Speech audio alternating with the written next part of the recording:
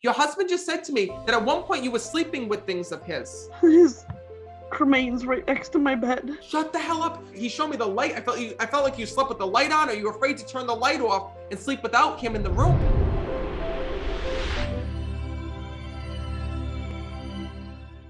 Hi, how are you? I'm good, and you? Good, and where are you from? I'm from the Cleveland, Ohio area. Perfect, well, I'm glad that you're here. Now, right away, this is crazy, right? I have this man that's here, that's coming through in a wheelchair, all right, on the other side. And he was telling me that he almost lost his legs.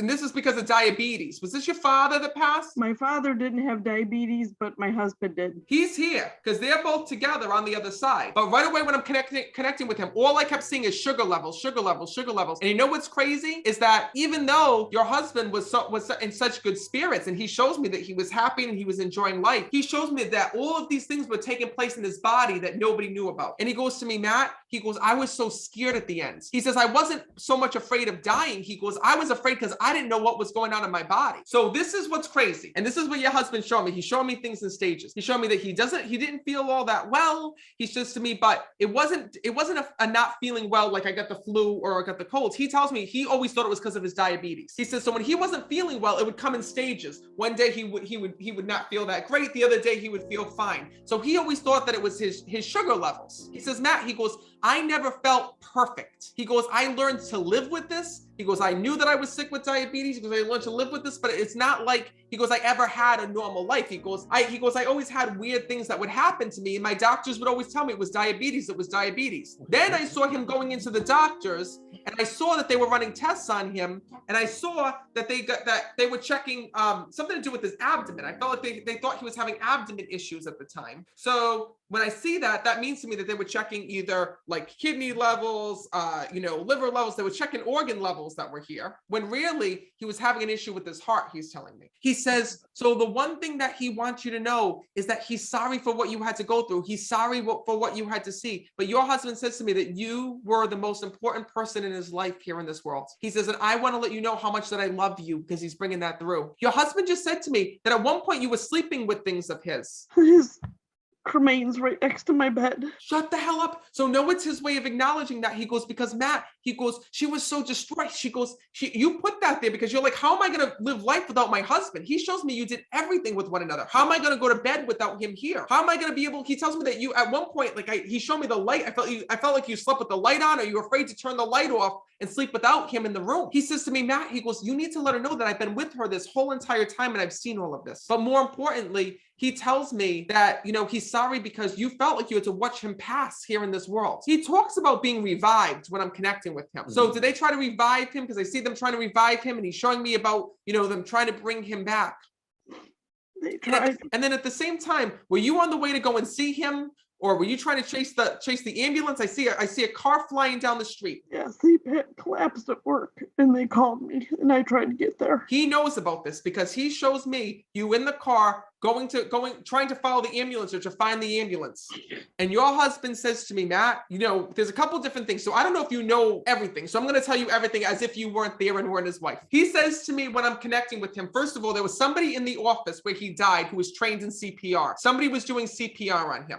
So first of all, your husband wants you to know that he was in the best hands, because right away, I keep hearing someone saying, call 911. And I see right away somebody finding him and doing compressions on him and doing CPR. So somebody who he worked with did that and was CPR certified, because I see that. So one, your husband showed me he got great care. He's showing me him going into the ambulance and them continuing to work on him here in this world. And then, unfortunately, I see him going to the hospital and his soul had already left his body. What he needs you to know as his wife is that he's so happy that he was at work, because even though he didn't make it, I will tell you that your husband was so thankful that they gave him a chance at living here in this world. And you know what's so crazy? I don't even know if you know about this. I see that an office being decorated for your husband. Did they decorate a cubicle in memory of him?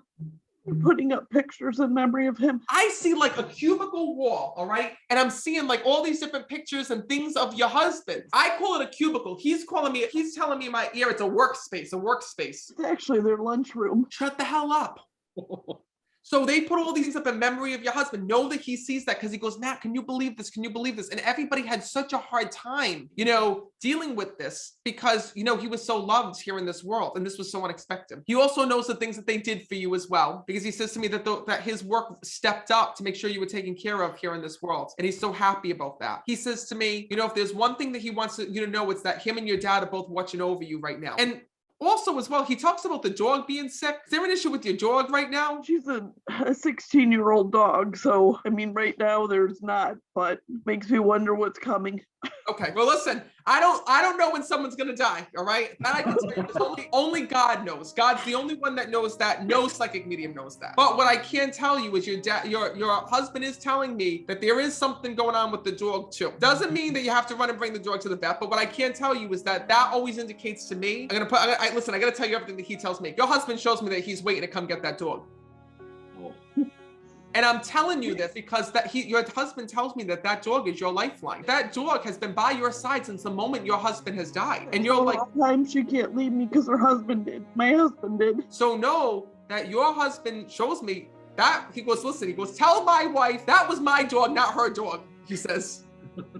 He goes, I was the one. He goes, that was my best friend. So your husband says to me, listen, that when that dog passes, hopefully not for many, many years, but when that dog does pass, your husband wants to let you know that as much as it is going to be a sad day, that your husband is coming back to get that dog, because he's bringing that through. Because he says to me, because listen, your loved ones hear your conversations. So when you're saying every single day to that dog, you can't leave me, you can't leave me. Your husband's saying, listen, you don't need that dog to feel me. That's my dog. Know that one day when that dog does pass, like I said, hopefully not for many years, know that soul will be with your husband, because he's acknowledging that on the other side. And he also says to me, thank you for requesting a special time with me. Your husband tells me that after he had died, you sat with his body. So I'm gonna leave him. He shows me that you requested a special time to go and sit with him and stay with him. Is that correct? Him and it was me and his brother and sister were all there. Your husband wants to thank you for that. He says, because as hard as it was, Matt, he goes, I'm so happy, he says, that she got that closure of being able to see me. He goes, I want her to know, not to remember me as past. He says, to know that I'm here and I'm with her right now. That's what's so important. Now, there's one other thing he tells me I got to talk about, okay? Your husband's telling me that you were supposed to go traveling with him, okay? And there were travel plans that the two of you had with one another, because he's showing me this map. And he's telling me, Matt, there were places we were supposed to go. There were places that we were supposed to visit. And he says, and even though we never got to do that, he says, please let her know that those were some of my fondest memories here in this world, was planning this out with you. His brother. Oh, so you were there as well, sir, when your brother had passed? Absolutely. So well, after he had passed. No, it's his way of just thanking you both as well, and letting you know that, this isn't just a message for his wife. This is also a message for you, to let you all know that that when he left this world, he knows how much that he was loved. And that is what is so important. So this is his way of letting you know from the other side that not only is he okay, but he is with you and that he is safe and at peace. He says, so know that you are my one and only, he tells me. He says, and I don't want you for 1 minute, he says, staying in the house because I died. He says, I want you out enjoying life. He says, I want you living life to the fullest, doing all the things that we were planning on doing here in this world. He says, because even though I'm not physically here with you, he says, I promise you, I am here with you. And he also wants to thank you for staying connected with the whole family, because he tells me you as a family have been so close since he passed. We're checking up on one another, talking with one another. That's so good. And by the way, there's one other thing your husband's yelling at as well. He tells me you better be celebrating Christmas this year. Oh my gosh. Your husband just said to me that you were planning on not celebrating Christmas. He says to me, true. He goes, Matt, you threaten her right now. He goes, you tell her that I'm her husband. He says, and she better celebrate Christmas. He goes, unless you want to hear it from me when you get to the other side, he goes, you better celebrate Christmas. He goes, because when you celebrate, I'm going to be celebrating with you. He goes, and for now, he goes, I want you to know one thing. He says, please remember this. Your husband's begging me to tell you this. He says, your eyes are my eyes. I see what you see. When you celebrate and you enjoy life and you have happy times every single day, I'm part of those happy times. He goes, I don't want to see you sitting at home crying. I don't want to see you sitting in bed and crying and being upset and trying to watch TV and trying to take your mind off of me. He says, I want to see you enjoying life, going on those holidays, enjoying life with the family. He said, but you're going to know that when your loved ones go to the other side, their main concern becomes you. And it's not about you know, your loved ones, and I say this all the time, deliver the message of healing. It's not about what they want, what you want to happen, or what you want your loved ones to say. It's about what they need to say in order to help you to heal. Because sometimes there's grief and things that we're holding on to that, you know, our loved ones see, but we don't. Or we, you know, we think that we're helping ourselves. Like you thought that, you know what, maybe it's easier for me to not celebrate Christmas this year. So this way I'm not missing him so much. And your, you know, husband is saying that's the wrong thing to do. That's not what's going to help you, because he sees what's going to help you in the future and what's not. And that's what's so amazing, is that they help us here in this world. And I want to thank you for being here.